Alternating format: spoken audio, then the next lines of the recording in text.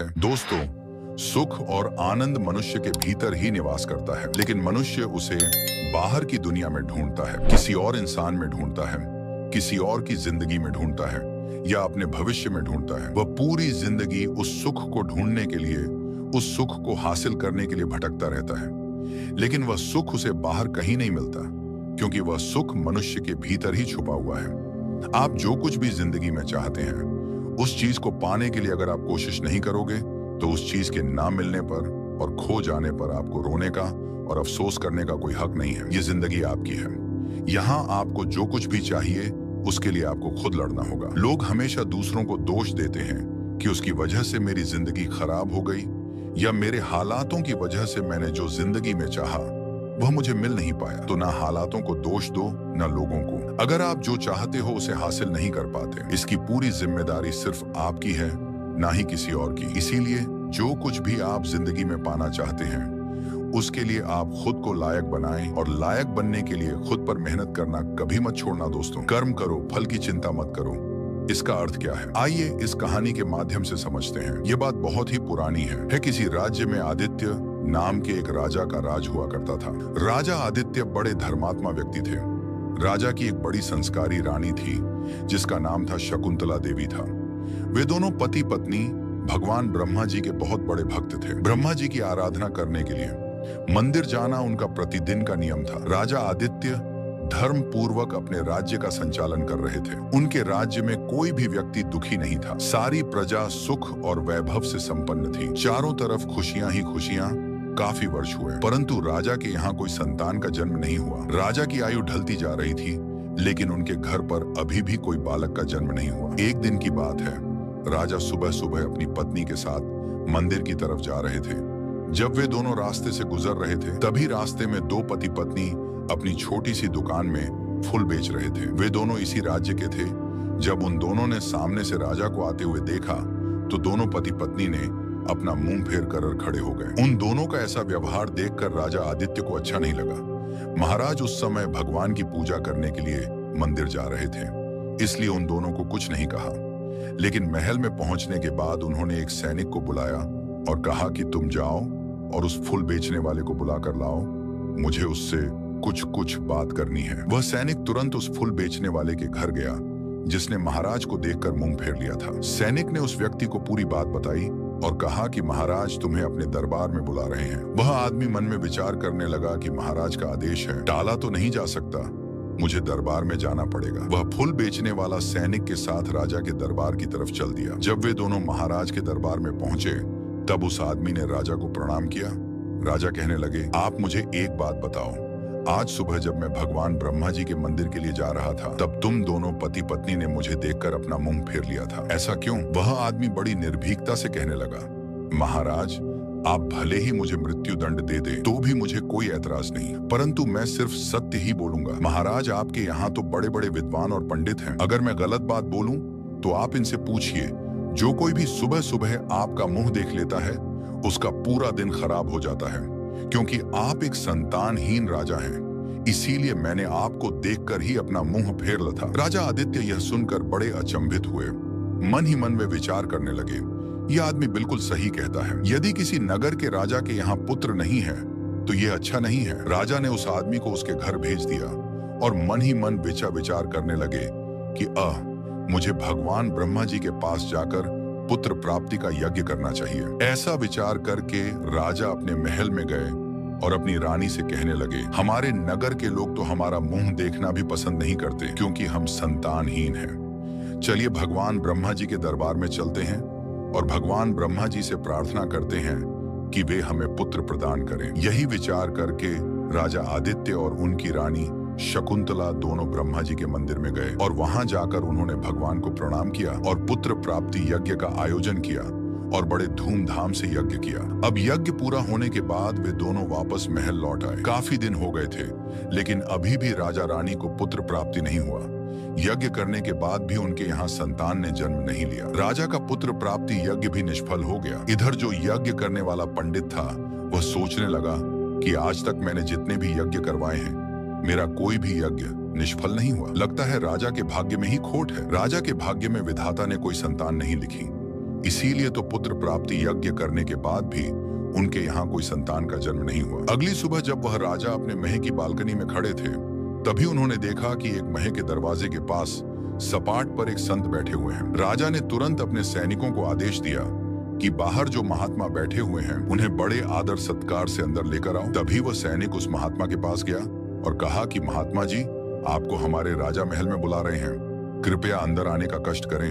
महात्मा ने कहा ठीक है। सैनिक उस महात्मा को अपने साथ लेकर राजा के पास लाए और सैनिक वहां से चला गया। और फिर राजा ने उस महात्मा को प्रणाम किया। फिर महात्मा कहने लगे, राजन, मैंने सुना है कि आपने पुत्र प्राप्ति के लिए यज्ञ किया था, लेकिन यज्ञ करने के बाद भी आपकी कोई संतान का जन्म नहीं हुआ। राजन, आप ऐसा समझिए कि मैं यहाँ आपके इस दुख को दूर करने के लिए स्वयं ब्रह्मा जी ने मुझे भेजा है। मैं आपके इस दुख को समझता हूँ और मैं जानता हूँ कि आपकी संतान का जन्म ना होने का क्या कारण है। तब राजा कहने लगे, बताइए महात्मा जी, आखिर मेरे यहाँ संतान उत्पन्न क्यों नहीं होती? तब महात्मा जी कहने लगे, राजन, यह आपके पिछले जन्मों के कर्मों का प्रभाव है, जिसकी वजह से आपको एक रस्य का श्राप मिला था कि अगले 7 जन्मों तक आपको कोई संतान उत्पन्न नहीं हो सकती। परंतु महाराज, यदि आप चाहें तो मैं आपको उस श्राप से मुक्ति दिला सकता हूँ। आपके घर में एक पुत्र पैदा हो सकता है। राजा उसी संत महात्मा के चरणों में गिर गए और कहने लगे, महात्मा जी, यदि आपने ऐसा कर दिया तो मुझ पर आपका बहुत उपकार होगा। तब महात्मा ने अपनी पोटली में से कुछ चावल निकाले और वह राजा को देते हुए कहने लगे, राजन, आप इन चावलों की खीर बनाकर दोनों पति पत्नी खाइए। उसके 3 महीने बाद अवश्य ही आपको संतान की प्राप्ति होगी। परंतु एक बात हमेशा याद रखिएगा कि इस पुत्र की आयु केवल 21 वर्ष तक होगी। जिस दिन आपका बेटा 21 वर्ष का हो जाएगा, उसी दिन उसकी मृत्यु हो जाएगी। यह सुनकर राजा सोच में पड़ गए। वह सोचने लगे, चलो 21 वर्ष ही सही, कम से कम संतानहीन होने का कलंक तो मिट जाएगा। राजा ने कहा, जो भी हो महात्मा जी, मुझे पुत्र प्रदान कर दीजिए, क्योंकि गुणवान मनुष्य थोड़े ही समय में बहुत कुछ कर जाता है। जीवन भले ही थोड़ा हो, परंतु सत्य कर्मों से युक्त होना चाहिए। उस महात्मा ने कहा, ठीक है राजन, आपको पुत्र प्राप्ति अवश्य होगी की। और फिर वह महात्मा राजा को चावलों की पोटली देकर वहां से चले गए।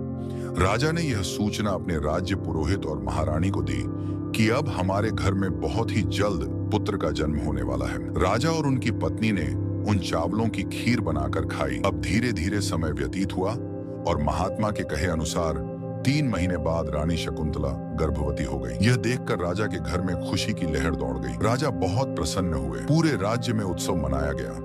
महाराज के यहाँ पुत्र ने जन्म लिया। पूरे नगर में आतिशबाजी की गई और नगर को सजाया गया। राजा ने अपने पुत्र का नाम रुद्र प्रताप रखा। राजा और रानी ने अच्छे से परवरिश करने लगे। धीरे धीरे रुद्र प्रताप बड़ा होने लगा। राजकुमार अपने पिता की ही तरह धर्मात्मा और ईश्वर का भक्त था। राजा का पुत्र बड़े तेजी से बड़ा होने लगा। समय गुजरता चला गया। अब वही राजा इस बात से प्रसन्न रहने लगे कि उनके यहाँ एक पुत्र है। अपने पुत्र के लाड प्यार में वह यह बात भूल ही गए कि उनके पुत्र की आयु मात्र 21 वर्ष है। जब उनके बेटे की आयु 18 वर्ष हो गई, तब उन्हीं दिनों की बात है कि एक दूसरे नगर के राजा सुमेर सिंह की एक पुत्री थी। वह देखने में बहुत ही सुंदर और अप्सराओं जैसी लगती थी। वह एक परम सुंदर कन्या थी जिसका नाम अवंतिका था। वह कन्या अपने द्वार पर आए हुए किसी भी भिक्षु और साधु संत को खाली हाथ नहीं लौटने देती थी। वह हर भूखे को भोजन कराती थी। कन्या धीरे धीरे बड़ी हुई। तब उसके पिता सुमेर सिंह को पता चला कि पास के राजा आदित्य के यहाँ उनका पुत्र रुद्र प्रताप है, जो कि अब युवा हो चुका है और शादी के योग्य है। तो राजा ने सोचा कि ऐसी धर्मात्मा और तेजस्वी लड़की के साथ अपने पुत्र का विवाह करना चाहिए। राजा ने अपनी बेटी का रिश्ता राजा आदित्य के यहाँ पहुंचा दिया। राजा आदित्य ने विचार किया कि मेरे पुत्र की आयु मात्र 21 वर्ष है, मुझे इसका विवाह कर देना चाहिए। अगर इसके यहाँ कोई पुत्र पैदा हो गया तो मेरा वंश आगे बढ़ता रहेगा। ऐसा विचार करके राजा आदित्य ने अपने राजकुमार का रिश्ता उस कन्या के साथ तय कर दिया। कुछ ही समय के बाद राजकुमारी अवंतिका का राजकुमार रुद्र प्रताप के साथ विवाह हो गया। राजकुमारी बहुत ही प्रतिबद्ध स्त्री थी। उसका एक नियम था कि वह तब तक पूजन नहीं करती थी जब तक किसी भूखे प्राणी को भोजन नहीं करवा देती थी। धीरे धीरे समय गुजरता गया। इधर राजा आदित्य को लगने लगा कि उनके पुत्र अंतिम समय अब नजदीक आ रहा है, क्योंकि उसकी आयु अब पूरी होने वाली थी।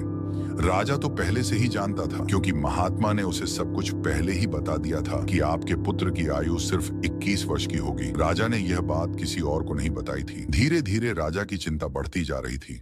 जैसे जैसे राजकुमार की उम्र बढ़ रही थी, वैसे वैसे राजा और भी ज्यादा चिंतित रहने लगे। जब राजकुमार की आयु में मात्र 10 दिन शेष रह गए, तो राजा सोचने लगे कि अब मैं क्या करूं? मेरा बेटा तो 10 दिन के बाद मर जाएगा। पुत्र मोह के कारण राजा बीमार रहने लगे।